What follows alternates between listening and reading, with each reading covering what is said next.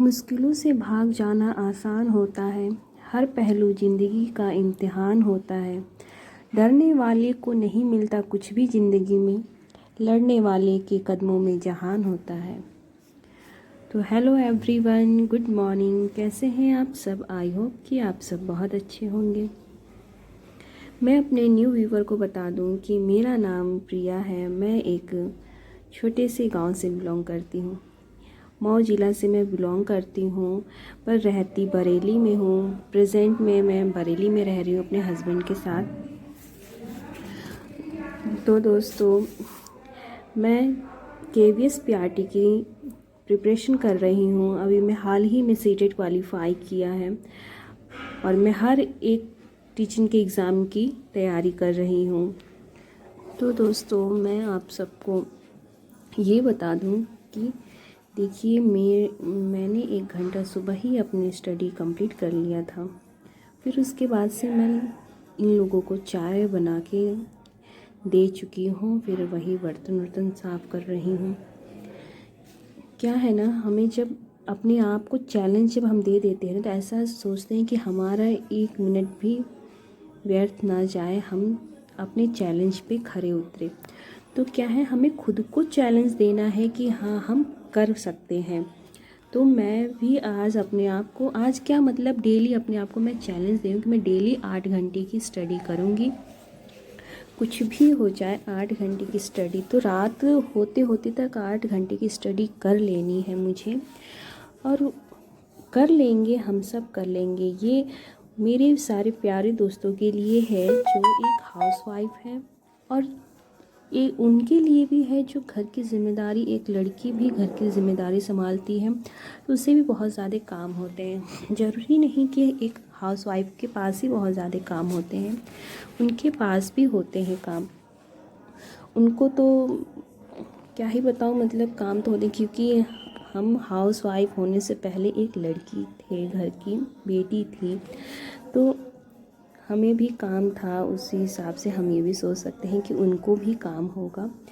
तो दोस्तों, आप सबके लिए ये वीडियो है।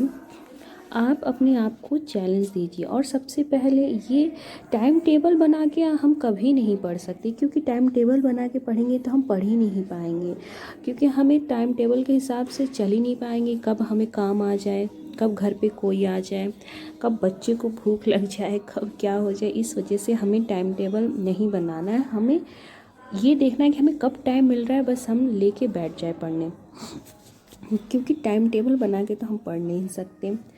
तो दोस्तों, मैं यहाँ पे सब्जी काट के रख लूँगी, क्योंकि रखने से क्या होगा ना, आराम से फिर बाद में हम बना लेते हैं। अभी देखिए, मैं अभी नहाई नहीं हूँ, तो मैं सोची सब कुछ अच्छे से पहले करके रख लूँ। और लड़का भी मेरे साथ साथ मेरी हेल्प कर रहा है। क्या है ना, स्कूल की छुट्टियाँ हो चुकी हैं ठंड की वजह से, तो फिर साथ साथ में लगा रहता है पीछे पीछे। तो वही है। अब देखिए, मैं यहाँ पे सब्जी काट उठ के रख ली थी। अब मैं आई थी बिस्तर उस्तर सही करने। देखिए दोस्तों, ऐसे ही पड़ी रहती है बिस्तर, क्योंकि मैं उठ जाती हूँ और ये लोग अपना चुपचाप रजाई में रहते हैं। ठंड है तो फिर बाहर ऐसे घूम भी नहीं सकते। तो फिर जब ये उठते हैं, फिर उसके बाद से मैं सब कुछ सही करती हूँ। और मैं मेरी इतनी मैं क्या बताऊँ, इनको मैं ना दवा देना ही भूल गई। इनको नाश्ता तो दे दी, फिर उसके बाद से पानी और दवा देना भूल गई। इतनी भुलक्कड़ हो गई हूँ मैं, वही कह रहे थे मुझे। तो दोस्तों, मेरे हस्बैंड डेली दवा खाते हैं, और इनका जो इलाज है वो लखनऊ PGI से चलता है, और इन्हें लाइफ टाइम तक दवा खाना है। इस वजह से मतलब कि मैं बहुत ही कहा जाए टेंशन में रहती हूँ कि मुझे जॉब मिल जाए, और इसलिए मैं अपने आप को सोचती हूँ कि मैं इतना ज़्यादा मेहनत करूँ कि मुझे जॉब मिल जाए। क्या होता है ना, किसी किसी की जिद होती है नौकरी, और किसी की मजबूरी होती है, और किसी की शौक़।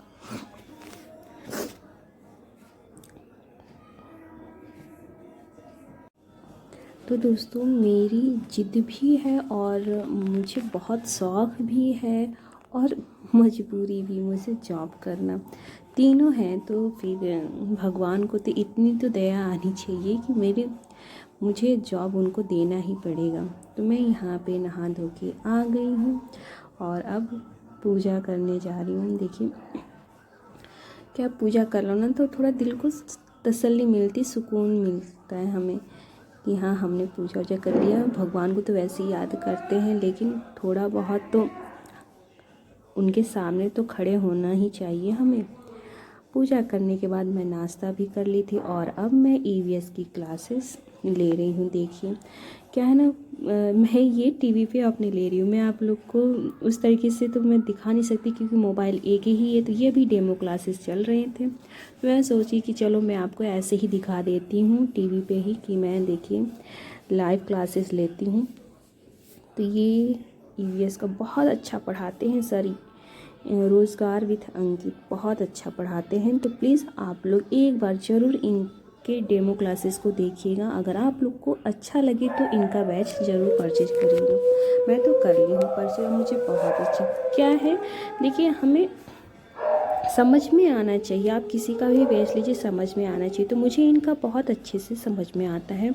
और मैं आप लोग को बता दूं, मैंने DSSB का पेपर दिया था, तो उसमें मेरा मतलब जो साइकोलॉजी के क्वेश्चन आते हैं 100, उसमें से देखिए निगेटिव मार्किंग्स कट के मेरे आए थे 62। और तो सही हुए होंगे लेकिन निगेटिव की वजह से सब कट गए होंगे। तो इसी वजह से इसमें तो निगेटिव मार्किंग भी नहीं है KVS PRT में। तो हमें और भी अच्छा है, सुनहरा मौका है हमारे लिए और हम अपनी मेहनत में चार चांद लगा देंगे। मैं तो वही मेहनत करूँगी, बहुत करूँगी। देखती हूँ कि आप लोग मेहनत करते हैं कि नहीं मेरे साथ साथ। तो मेरी दोपहर की भी पढ़ाई कंप्लीट हो चुकी थी और खाना वाना भी बना के इन लोगों को खिला दी थी मैं।